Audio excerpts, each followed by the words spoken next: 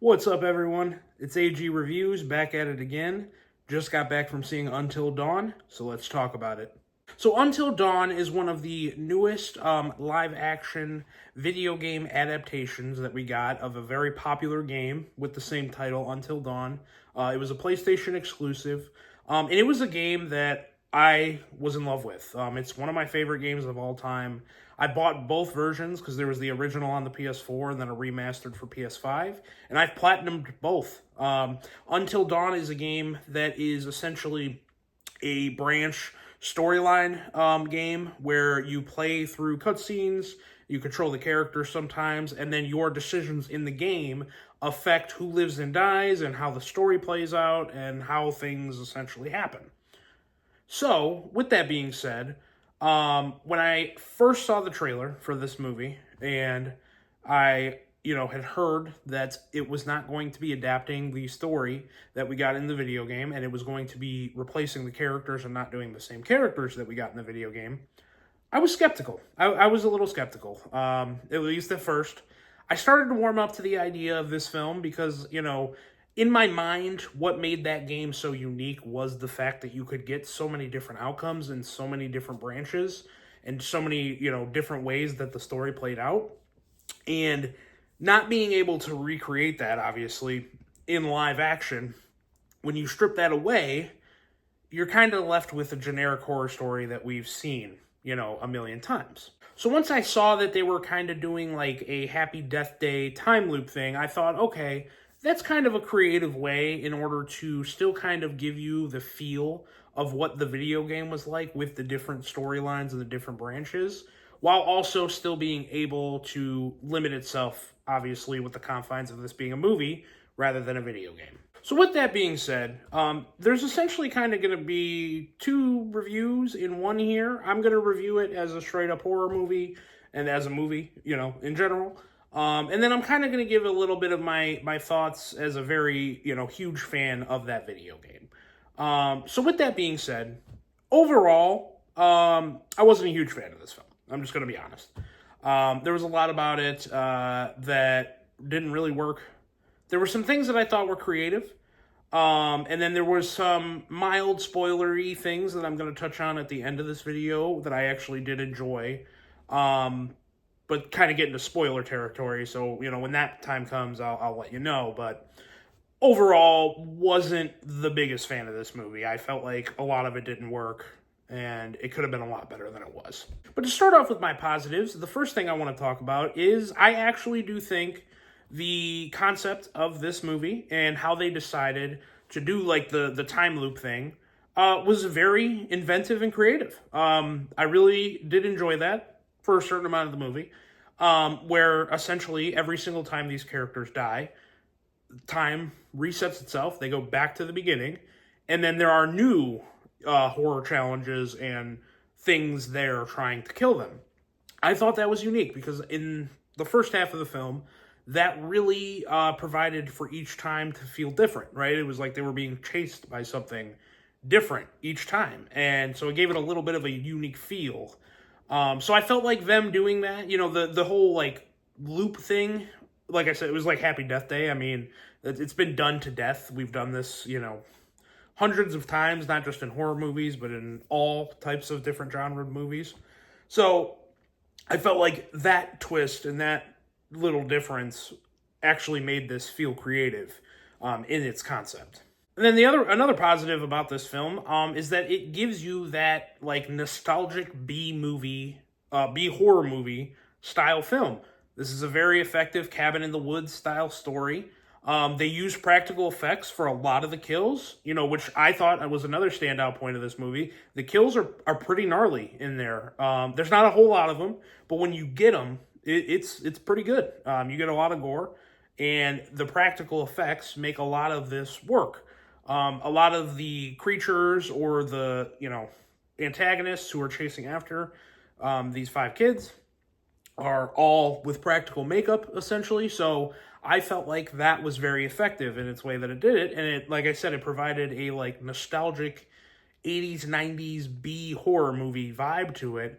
And for the most part, I enjoyed that. I thought that's what made it stand out from more modern horror films and worked and was in the betterment of the film. I also felt like the pacing of the film was done pretty well. You don't really have any moments where it's dragging or it's boring. For the most part, there's something going on at all points in time of the movie. And it was a pretty good runtime. I don't remember exactly how long it was, but I know it wasn't 2 hours, if I'm right. So it was a brisk, nice pace. It, like I said, doesn't feel like it drags at any point in time in the film. And then for my last positive, I really enjoyed the inclusion of Peter Stormare's Dr. Alan Hill. He played the same character in the Until Dawn video game, and I thought he was one of the more interesting elements of that original Until Dawn game. And I really liked what they did here with him. I felt like he adds a lot, and he's kind of that connective tissue for fans of the game, to get some appreciation of. They do some things differently with his character in this film, and we'll kind of get into that in the spoiler section. But I enjoyed having him back. It felt like the much-needed connection to the video game, because we didn't get a lot of it because mostly everything else was different. But like I said, that is where my positives of this film end. And I think the biggest thing that this movie does, and what makes it not as enjoyable as it should be, is that none of these characters are very likable, nor do they have any emotional depth. The main character, the main girl, I don't even remember her name at this point. And I just saw the movie, so I mean, that kind of tells you all you need to know. She has essentially the catalyst of the plot of the story is that her sister goes to the same cabin that her and all of her friends do, and she ends up going missing. And that's why the group of friends and her sister are looking for her in this town. But honestly, they don't really they try to establish that as the emotional weight of the film is her journey to reunite with her sister. But it doesn't really go anywhere. You don't really care at all. Like, again, no one in this movie really has any emotional depth, nor do you really care about them. And honestly, a few of the characters, because there's really only five kids that you're with throughout the entire runtime of the film, there's like 2 or 3 of them who are just like flat out annoying, and I just don't care about. And every time they died, I was like, yes, thank God. So yeah, that was a bit disappointing. Like, you really have no one to root for in this film. And then I also talked about how I felt like the use of the time loop in this film was creative, and they found a way to make it, more original than some of the other horror films that have used this. But it only works for like the first half of the film. Essentially, it's set up that nobody who's been in this house has survived for more than 13 nights. And you experience the first 5 nights with all these kids, and you see everything that plays out. And then they montage through nights 5 through 13. So you miss out on a lot. And I felt like there could have been some opportunity to have it be mixed up a little bit better. Because some of those first 5 nights even have the same killers, like the witch and the psychopath. And, they introduced the Wendigos. That's another problem, is being like a very faithful fan to the game. The Wendigos are underused in this film.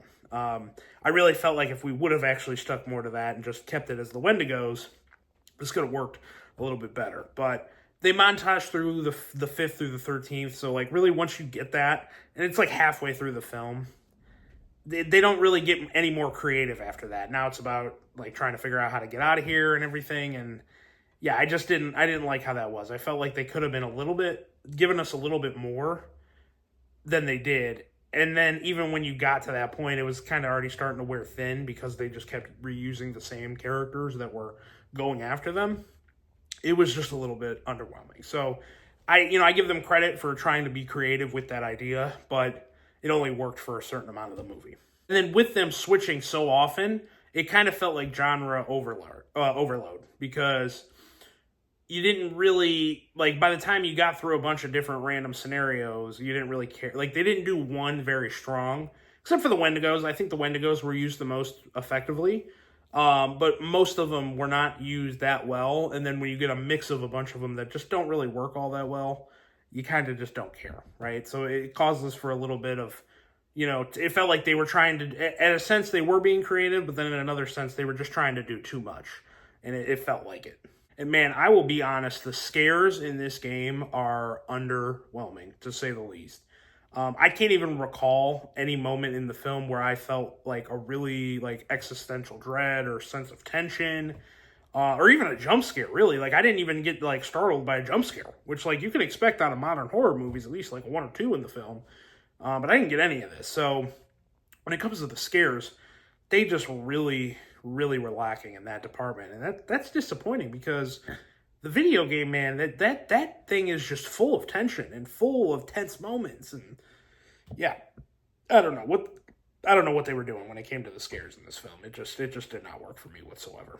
And I've talked about it before. You know, I was once I really thought about it, I was like, okay, maybe they want to stay away from that story because without the branch storylines and everything from the video game, it's kind of a generic horror story. But after seeing what they gave us, this pales in comparison. Even if you would have not done like any of the loop stuff and just straight up adapted the story of Until Dawn and picked, you know, what actually happens with these characters' fates, I feel like that would have been much better than what we got here.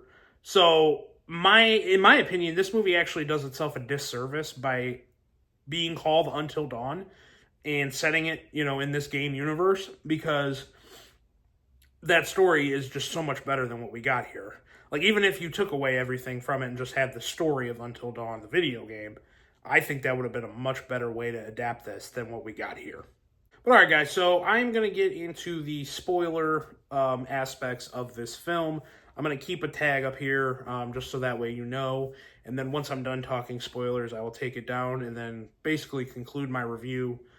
So if you want to mute it or you want to, you know, turn your volume down and skip past, that's fine. Or if even you want to click out, really all I'm going to do is give my rating and overall thoughts at the end. You could do that. So we're going to talk some spoilers in 3, 2, 1.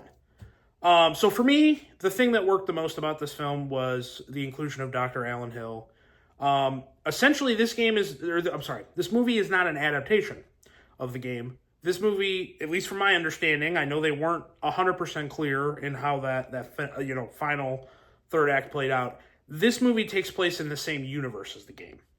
And the only reason I believe that is because when they get into the doctor's lair and they're looking through the files of the patients and everything, they actually straight up show you a picture of Josh Washington, who was one of the main characters in the Until Dawn video game.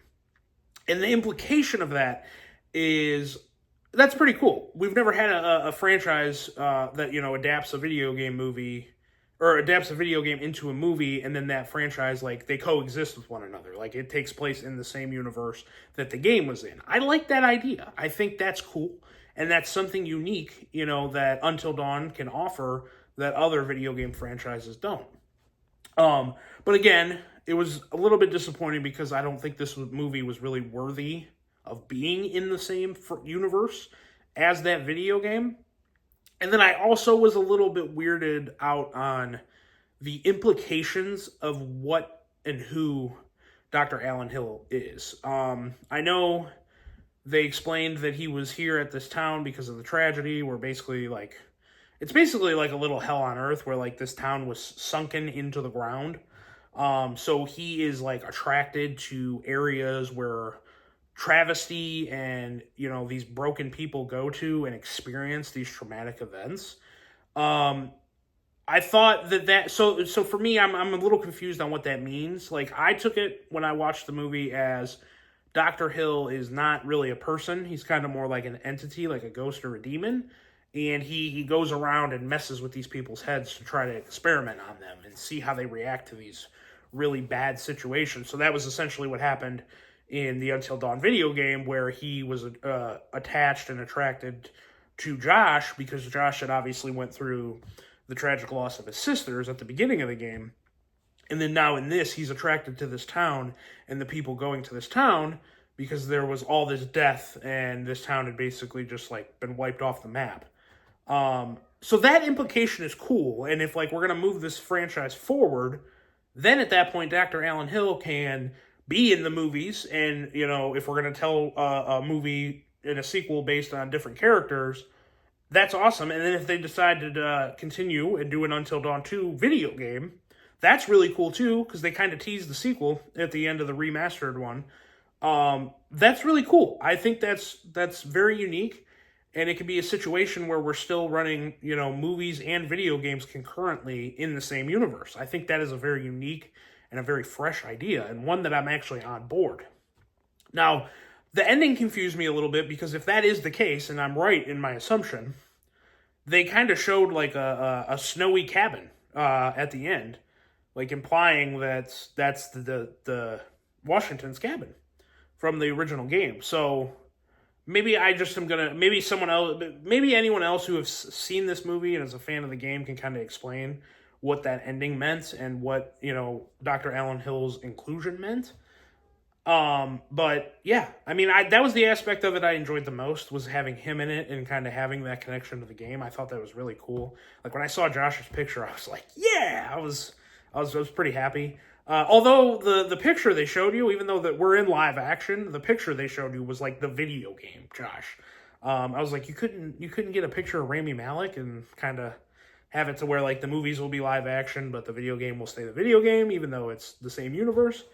So I thought that was a little bit weird, but so, like I said, enjoyed that aspect of it, but this wasn't exactly like the best movie. Like, I hate that this movie is set in the same universe as the video game, because quality-wise, man, that video game was so much better than what we got here in this movie. But yeah, so overall, guys, I mean, I was pretty disappointed in this film, if I'm being honest. Not the worst movie I've seen this year. Nowhere near the best, though. And I don't think it's a movie that necessarily lives up to the legacy of that video game of Until Dawn. And that's just disappointing, because it's like, you could have made this same movie, removed Dr. Alan Hill, and not had Until Dawn be the title. And I mean, it wasn't great, so I don't know if it would have really been received all that much better, but I feel like you putting the name of Until Dawn on it kind of just does it a disservice, because it puts a lot of expectations on it that it's never going to hit, right? I mean, the quality of this movie that we got was never going to be as good as what we got in that video game. So, on a rating scale, I will give Until Dawn a 2.75 out of 5. And yeah, so, like I said, I'm looking forward to a sequel if they end up doing that, but was not a fan of this movie. It was pretty underwhelming for me. All right, guys, if you're a fan of the Until Dawn video game and you want to comment on what I said in that spoiler section of the video, go ahead, comment below, subscribe if you haven't already, and everyone, have a great night.